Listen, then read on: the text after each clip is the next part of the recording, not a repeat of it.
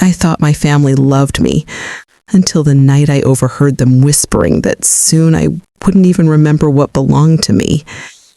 That was the first crack, and then everything unraveled.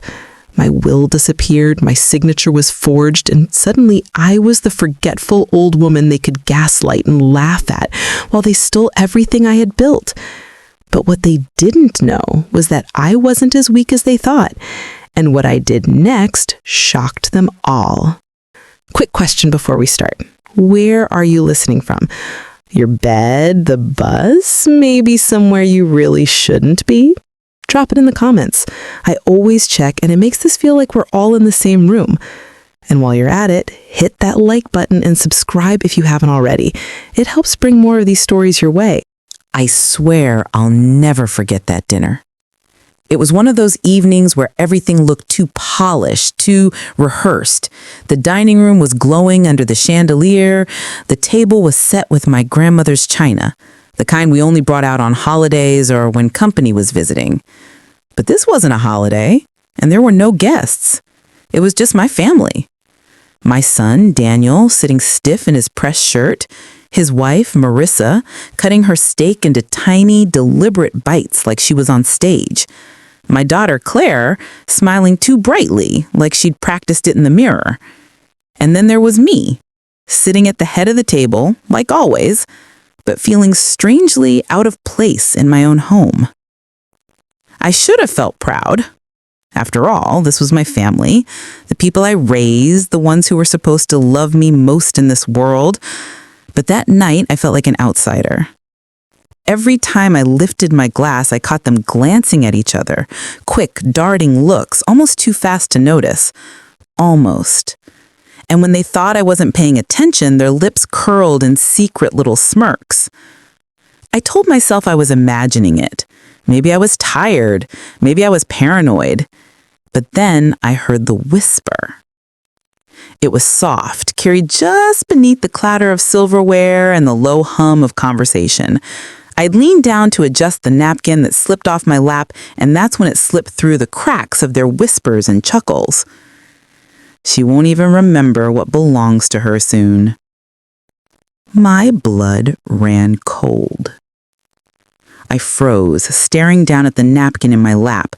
The words hit me like a punch to the chest. What did that mean? She won't even remember? I looked up slowly, trying not to make it obvious. Daniel's eyes flicked away from me as soon as they met mine.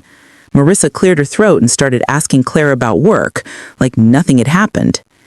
But I knew in that moment something was wrong. Have you ever had one of those moments where the entire room suddenly feels hostile, even though nothing has changed? That's exactly how it felt. I was surrounded by my own children, but every sound, every look, every smile felt loaded with something sharp, something hidden. I tried to keep eating, but my fork trembled in my hand. My appetite was gone, replaced by the sour taste of dread in the back of my throat. What would you have done, I ask you honestly, if you overheard your own family whispering like that about you? Would you have confronted them right then and there? Or would you have done what I did? Stay quiet, play along, and try to pretend you didn't hear a thing. Because that's what I did. I stayed quiet. I let them laugh and sip wine and carry on their staged little performance, all while my mind spiraled. They thought I wouldn't notice. They thought I wouldn't hear. But I did. And sitting there, pretending to smile, I realized something terrifying.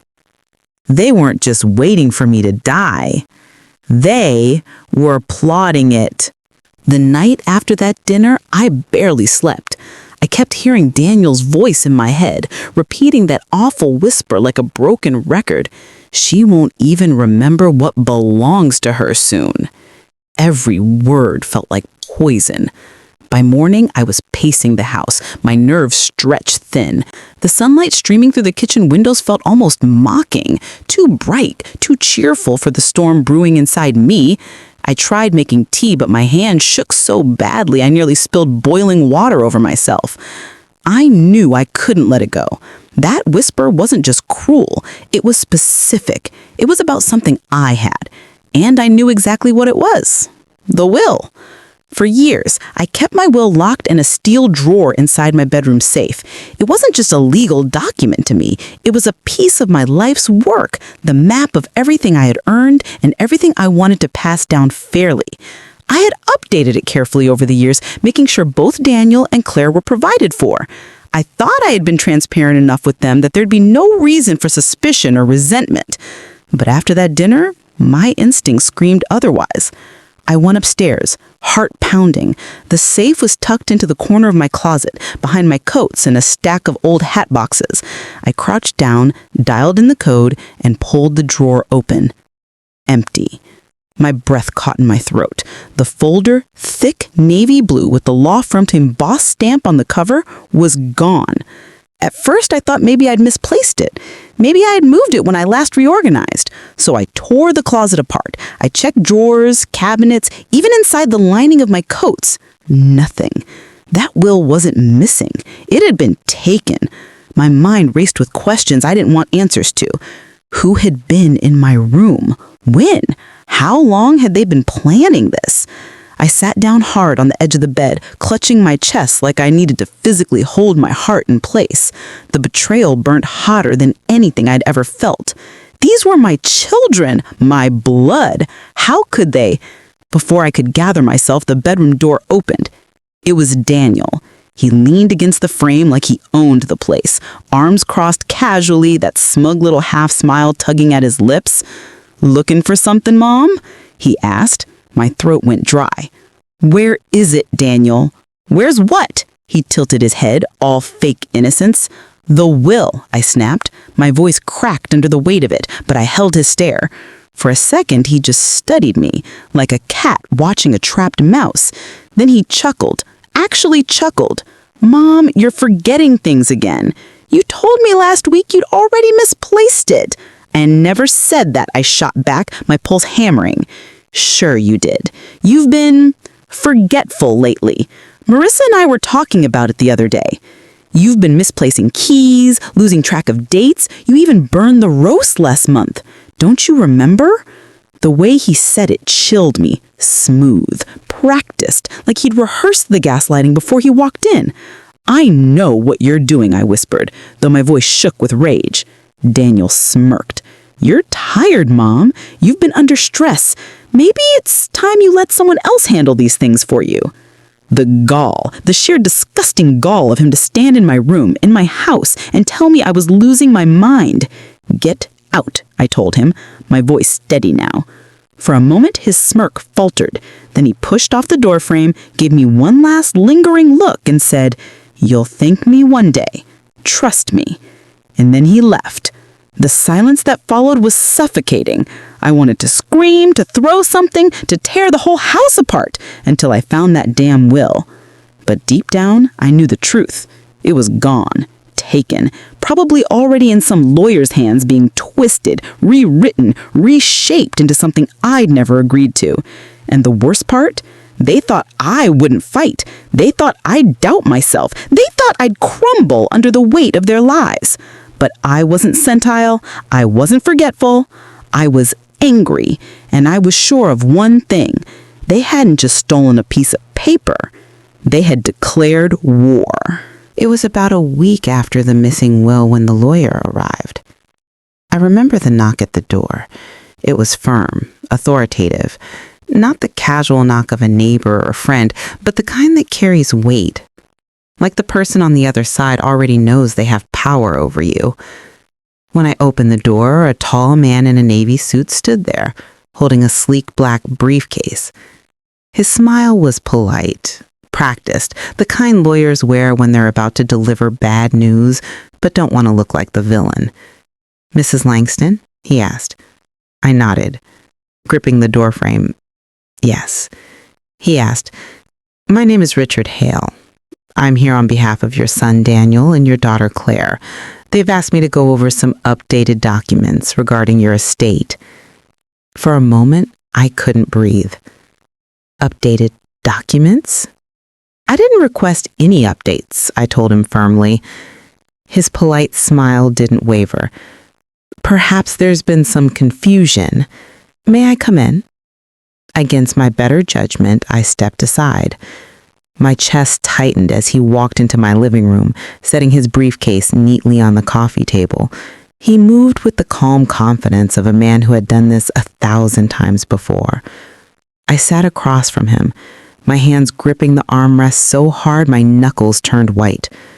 He unclipped the briefcase, pulled out a slim stack of papers, and slid them toward me. These are the revised documents your family and I discussed. If you could just review and sign, we can finalize things. I stared at the papers without touching them. Something in my gut screamed not to. Revised? My voice came out sharp. I never approved any revisions. Well, Richard said smoothly, according to these, you already have. I snapped my eyes up at him. Excuse me? He tapped the top page with one manicured finger. Here's your signature. Dated last month. My stomach dropped. I leaned forward, eyes scanning the page, and there it was. At the bottom, in blue ink, a looping, graceful signature. My signature. But it wasn't mine. Do you know that eerie feeling when you look at something so familiar, but your instincts scream it's wrong? That's what hit me.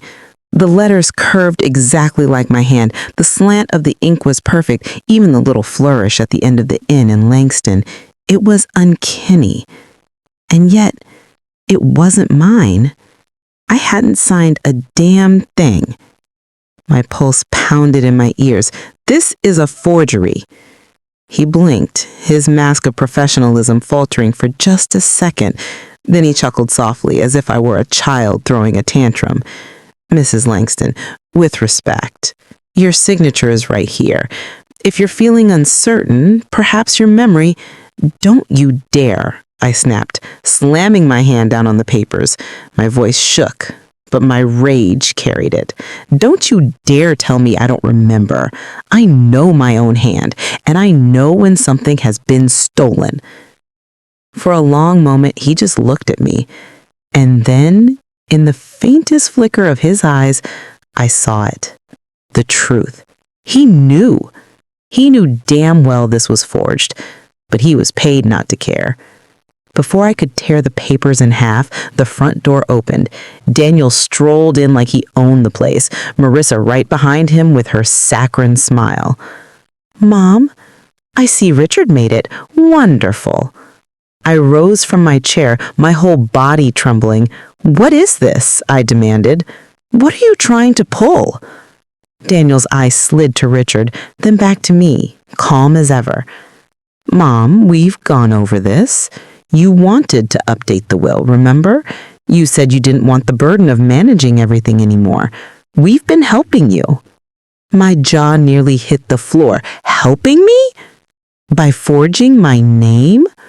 Marissa gasped, clutching her chest like a bad soap opera actress.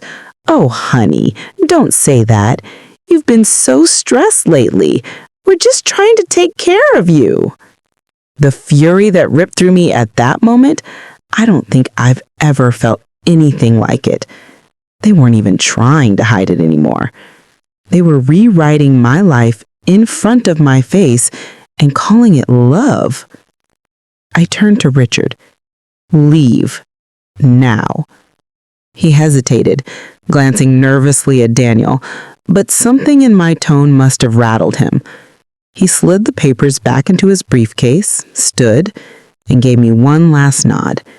If you change your mind, Mrs. Langston, you know where to reach me. And just like that, he was gone. The second the door shut, I spun on Daniel. You think you can gaslight me? You think you can rewrite my legacy while I'm still breathing? Daniel smirked, and his words cut colder than any knife. Mom, it's not rewriting. It's correcting. You've had your time. Now it's ours. What would you have done in that moment? Would you have screamed? Cried? Thrown them out of your house and changed the locks? I didn't. I stood there, staring at my son, the boy I raised, the man I thought would carry my name with honor, and I realized something bone deep and sickening. This wasn't just greed. This was war. And the scariest part? They'd already made their first move. If I thought the forged signature was the worst of it, I was wrong. That was just the opening act. What came next was worse, not because they took more from me, but because they tried to take me, my mind, my confidence, my sense of reality. Gaslighting. That's the word the world uses now. I didn't always have that word, but I knew the feeling. That constant second guessing of yourself, that nagging whisper, am I losing it? Did I forget? Am I the crazy one? That's exactly where Daniel and Claire wanted me, cornered in my own home, doubting every step I took. It started small. I'd put my reading glasses on the kitchen counter. Later, they'd be on the sofa.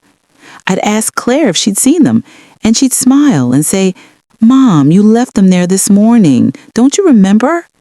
I'd write a grocery list and leave it by the door. When I came back, it was gone. "You probably threw it away by accident," Marissa would say with that sickly sweet tone that always dripped with venom underneath. Once I cooked dinner, chicken pot pie, Daniel's favorite since he was a boy. I set it on the table, hot and golden. By the time I came back with the salad, the oven was on again. The pie shoved inside, burnt to a crisp. Daniel shook his head.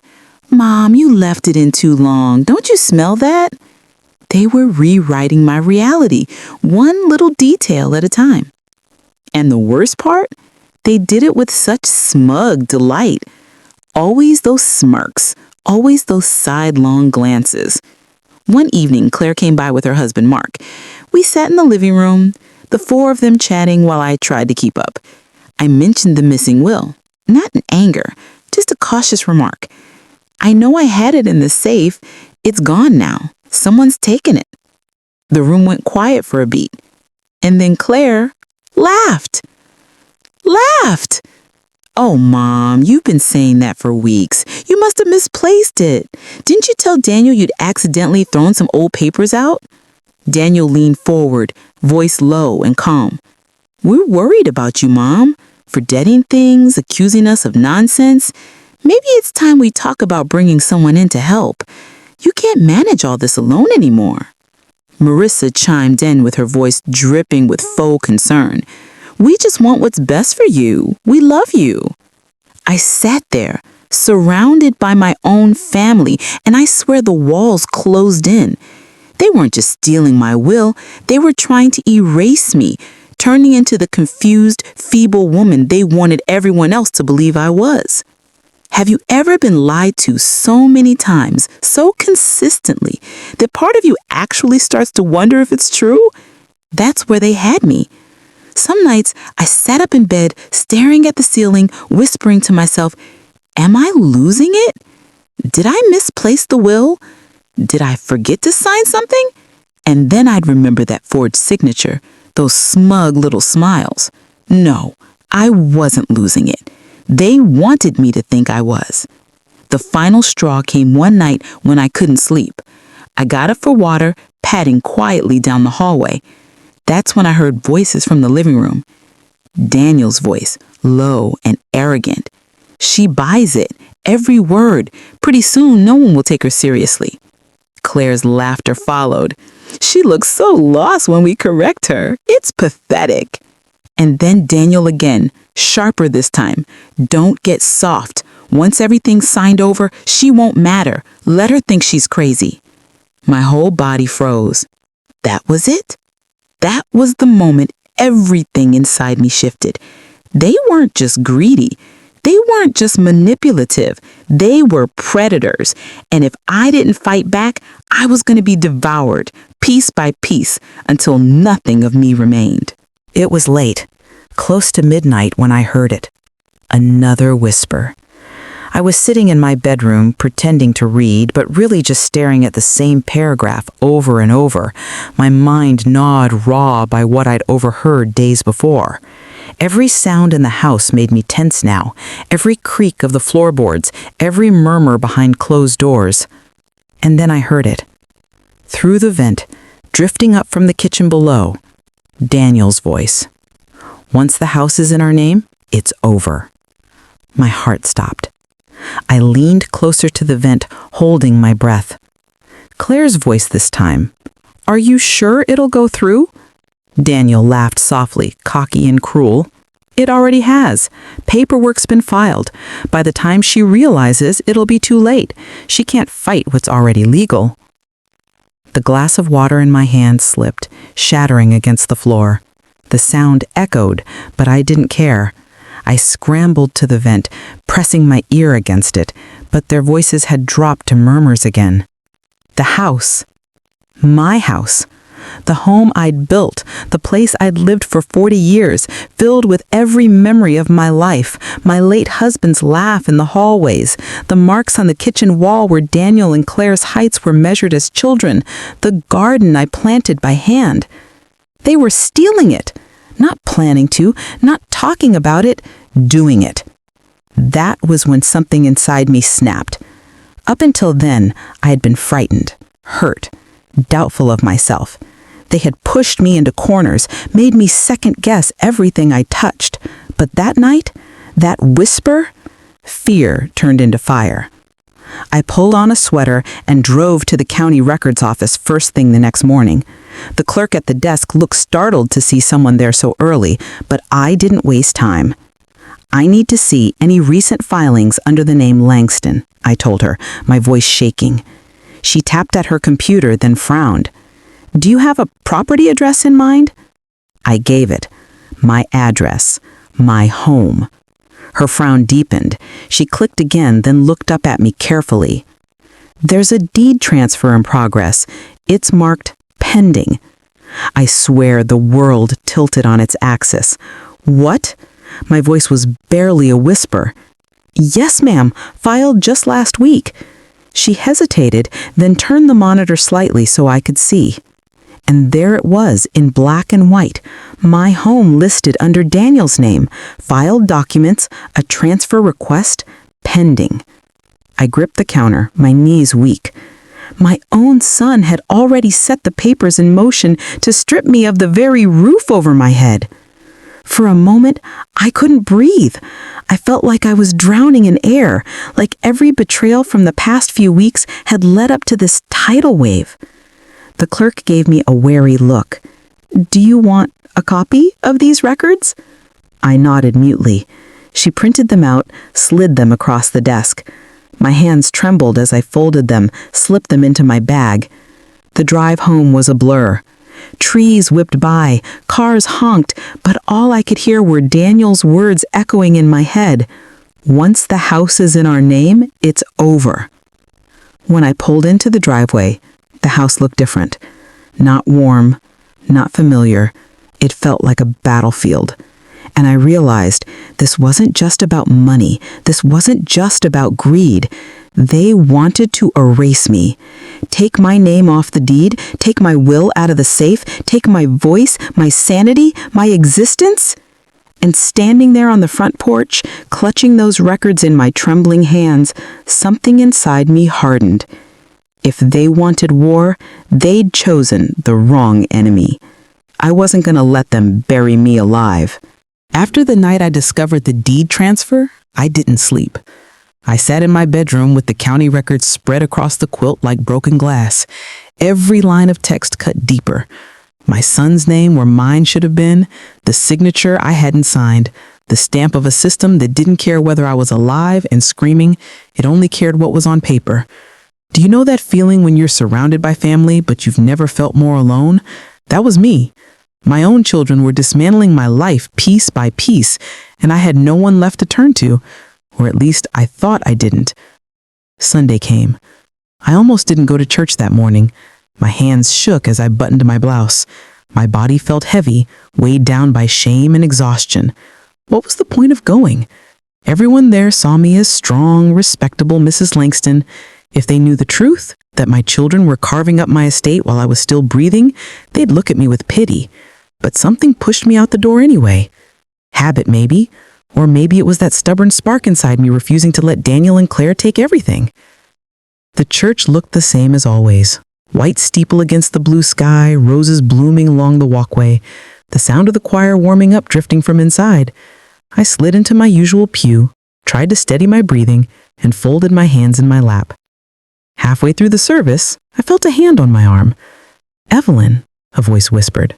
I turned. It was Margaret Hayes. Margaret had been my friend for over 30 years. We raised our kids side by side, shared recipes, swapped Christmas cards every year, but life had pulled us in different directions, and lately we only saw each other in passing. She was looking at me with concern, her brows knitted. "You don't look well," she said softly. "Are you all right?" I opened my mouth to say, "I'm fine," the automatic lie we tell to keep people from asking more questions. But instead, to my own surprise, my eyes filled with tears. Margaret squeezed my arm gently. She said, "Come with me after the service. We'll have tea. You can talk." And for the first time in weeks, I didn't argue. Her kitchen smelled like cinnamon and lemon polish, just like it always had. She set a teapot between us and poured 2 steaming cups, then sat across the table, her sharp blue eyes fixed on me. "Now," she said, "tell me what's going on, and don't you dare say nothing. I've known you too long." I broke. The words poured out of me about the missing will, the forged signature, the gaslighting, the whispers, the deed transfer. By the time I finished, my hands were trembling so badly I had to set my teacup down before I dropped it. Margaret listened without interrupting, her face growing darker with every word. When I was done, she leaned back in her chair, her jaw tight. "Evelyn," she said finally, "do you remember when my brother tried to cut me out of our father's estate?" I blinked. "Vaguely. You mentioned something years ago." Her eyes hardened. "He forged papers, tried to convince everyone I was too unstable to handle my inheritance. Sound familiar?" My stomach flipped. She continued, "I fought him, and I won. Do you know how?" I shook my head. She reached into her purse and pulled out a small cream-colored business card. She slid it across the table. A name, a number, a law firm. She said, "Because of him, this lawyer doesn't scare easily. He deals with fraud, with betrayal, with families who think blood gives them the right to steal. He saved me from losing everything, and he can help you too." I stared at the card, my heart hammering. For weeks, I'd been drowning, alone, cornered, gaslit into silence. And here was a rope, thrown across the chasm. Tears blurred my vision. "Margaret, my voice cracked. I thought I had no one." She reached across the table and took my hand. "You're not alone. Not anymore." Something shifted inside me then. The fear was still there, yes, but for the first time in weeks, it wasn't the only thing I felt. Hope. Small, fragile, but alive. That night I sat at my desk with the business card under the lamplight. I traced the lawyer's name with my finger, my pulse quickening. My children thought they'd beaten me. They thought they'd cornered me so neatly that I'd either surrender or collapse into confusion, but they'd underestimated me. I wasn't done, not by a long shot. When I called my family for dinner, I made sure my voice shook just enough to sell the part. "Daniel, Claire, Marissa, I just want peace," I said softly over the phone. "No more fighting. Let's sit down together. Talk this out, like a family. Please." I heard Daniel's smug chuckle through the receiver. "That's the right attitude, Mom. Finally." I hung up and sat in the silence of my kitchen, my heart hammering. Because this wasn't a peace talk. It was an ambush, and they had no idea they were the prey. The night of the dinner, I cooked like I always had. Rope post, garlic potatoes, the kind of food that carried decades of family memories. The house smelled warm, inviting. a cruel disguise for the war zone it was about to become. I set the table with care, the good china, candles, glasses polished until they gleamed.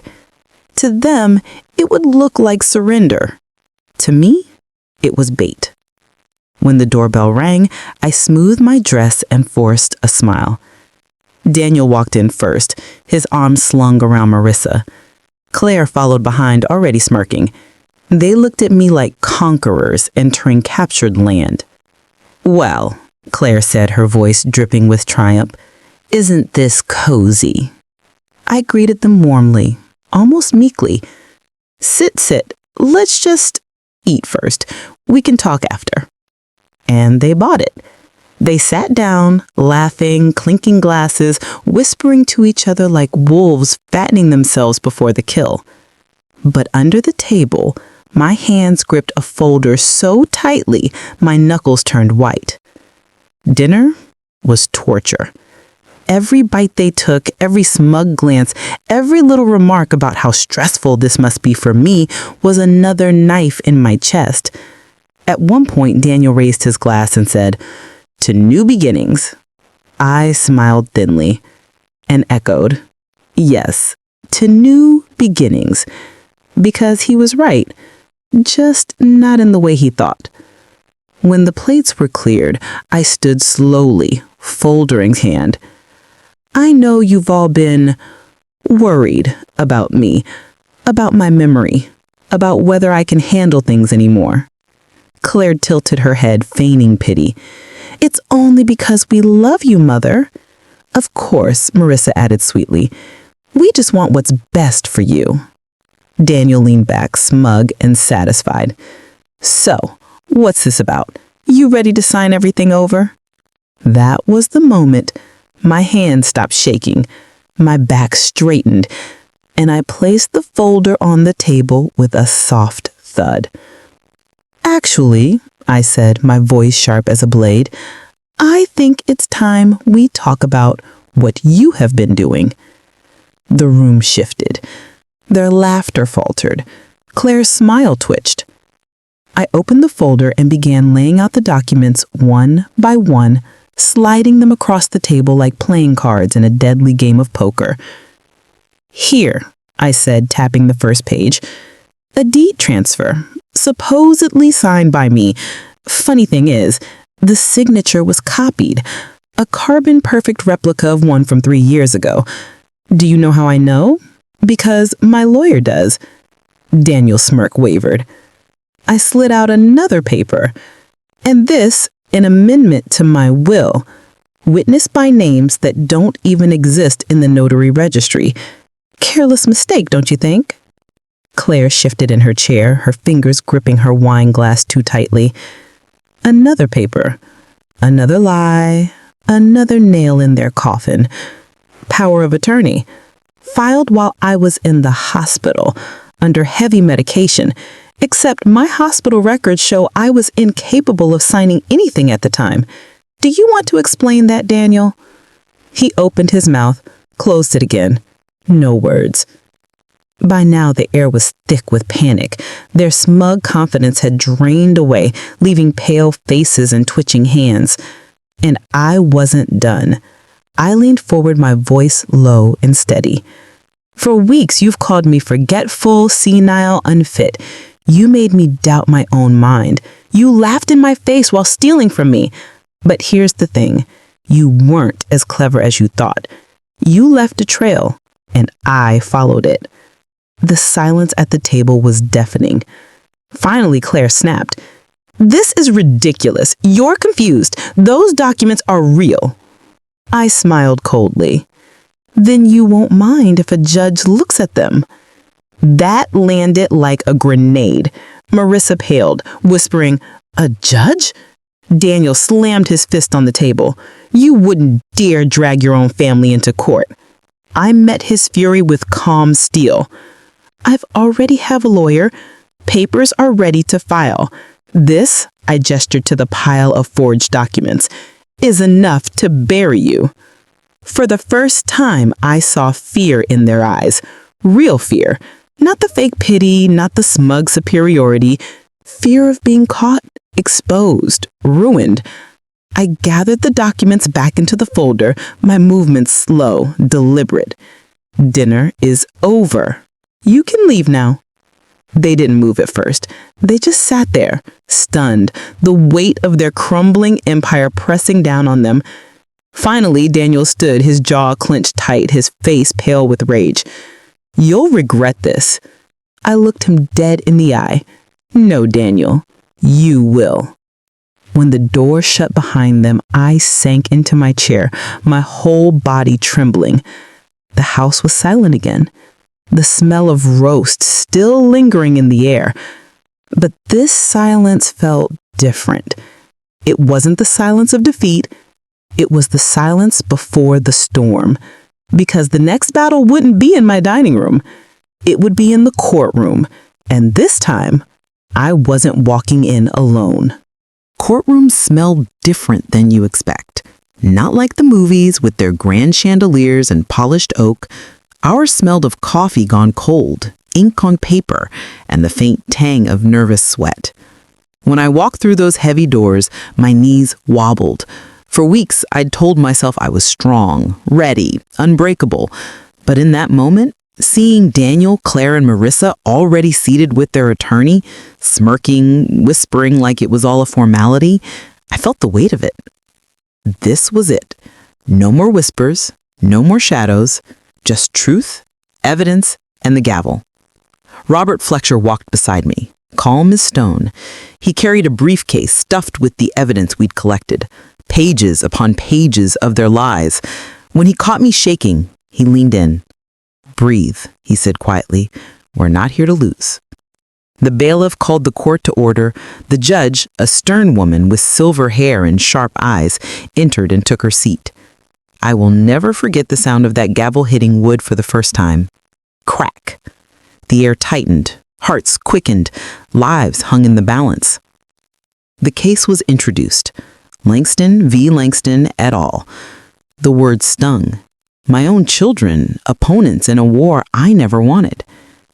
Their lawyer, a slick man with a too bright smile, stood first. He spoke smoothly, painting me as a confused old woman, overwhelmed by paperwork, misunderstanding her own affairs.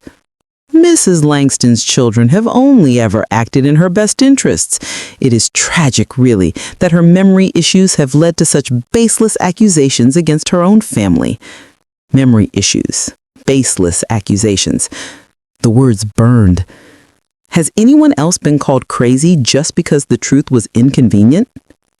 When it was Robert's turn, he didn't posture, he didn't sneer, he simply stood, opened his briefcase, and began laying the truth bare. "Your Honor, we will show that not only was Mrs. Langston competent when these supposed transfers were made, but that the documents themselves are fraudulent, forged, manipulated, a calculated attempt to strip her of her estate." He slid the first exhibit across to the clerk. "Notice the signature," Robert said. "It matches exactly, down to the pixel, a signature from 3 years ago. No two signatures are identical in nature, unless, of course, one is a copy-paste forgery." The judge leaned forward, examining. The first crack in the armor. Exhibit by exhibit, Robert dismantled their empire.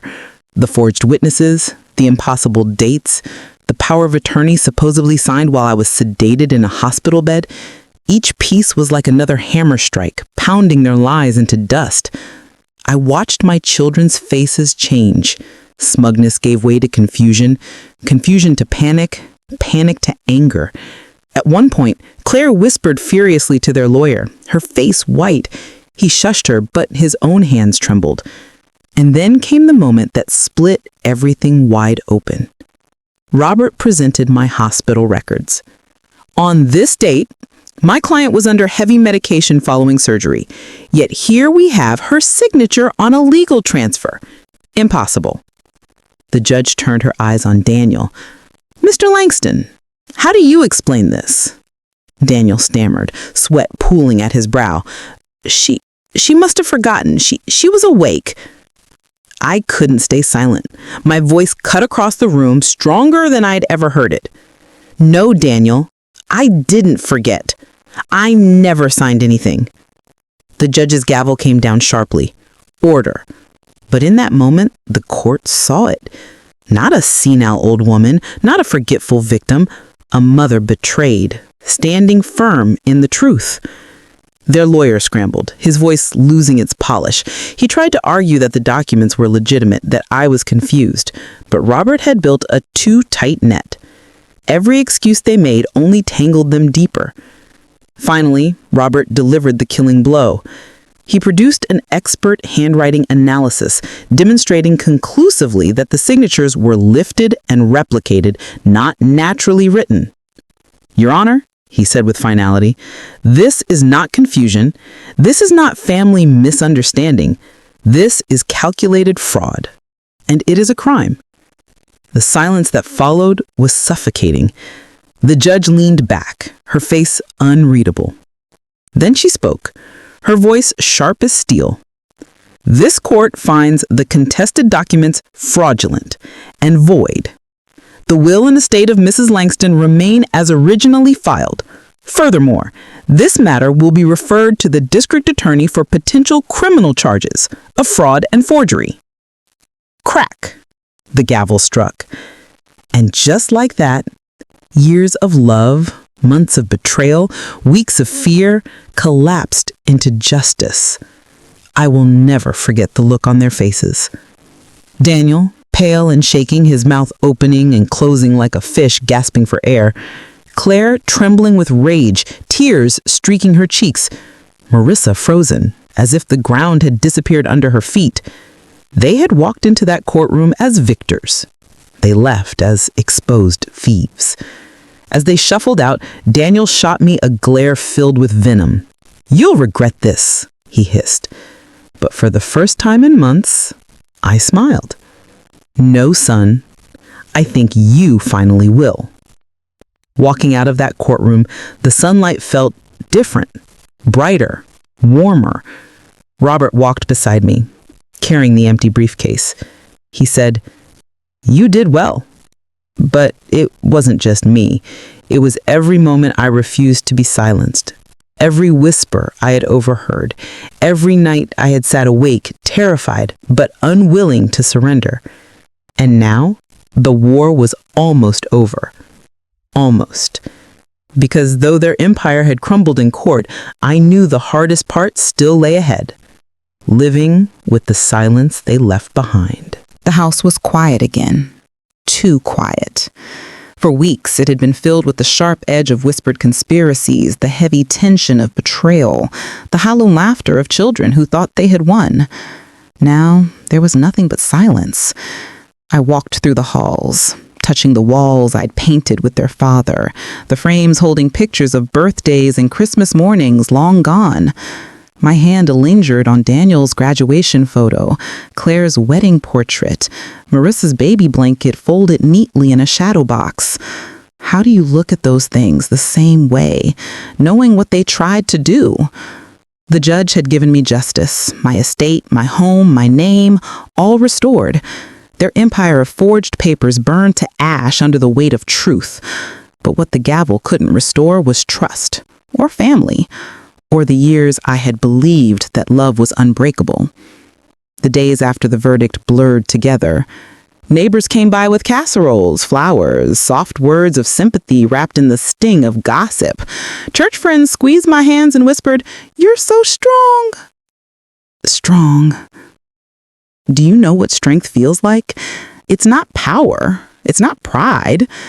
It's waking up every morning, walking past empty chairs at the table and reminding yourself you did what had to be done, even when your heart aches for the people who used to sit there. Daniel didn't call. Claire didn't visit. Marissa sent one letter, a bitter, rambling mess of blame and self-pity. I burned it without reading past the first line. And yet, sometimes, late at night, I still hear their voices in my head. Daniel laughing as a boy when we built his first treehouse. Claire helping me in the kitchen, Flower dusting her nose. Marissa falling asleep on my chest as an infant. those memories don't vanish even when they're poisoned. What would you have done if your own children turned into strangers? Would you have fought back? Or let them take everything just to keep them close? I sat on the porch one evening, the sun dipping low, painting the sky in gold and crimson. The house behind me was safe again, legally mine, indisputably mine. But the silence inside was louder than ever. Robert had called earlier that day. Criminal charges were still under review.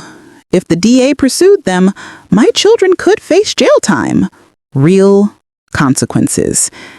And I had to decide, would I support prosecution or would I ask for mercy? I thought about it for hours, the weight of motherhood pressing on me like a stone. Mercy meant betraying myself again. Justice meant watching my own blood stand trial as criminals.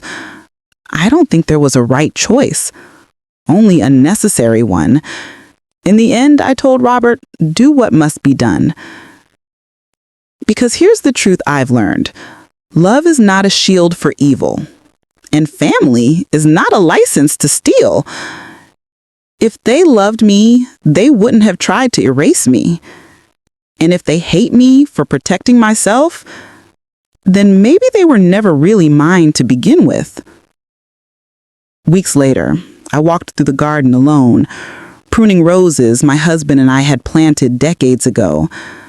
The thorns bit my fingers, but I didn't mind. Beauty always carries pain. As I clipped away dead branches, I thought of my children again. I thought of the war we had fought. I thought of the silence that followed. They wanted my fortune, but they lost me instead. And that was the truest revenge of all. I set down the shears, brushed the soil from my hands, and looked up at the fading sky. The war was over. The house was mine, my legacy intact. But the wound would never fully heal. And maybe that was the price of survival. They thought they could steal my life's work, but in the end, they only stole themselves out of my life. And that is a debt they will never repay. If this story made your heart race or made you picture yourself sitting in that courtroom waiting for justice, do me a favor. Hit that like button, subscribe if you haven't already, and drop a comment. What would you have done if your own family turned against you? Would you have fought them in court, cut ties completely, or tried to forgive? Share your experiences, your worst betrayals, your hardest choices. I read every single comment, and your voices are the heartbeat of why I tell these stories.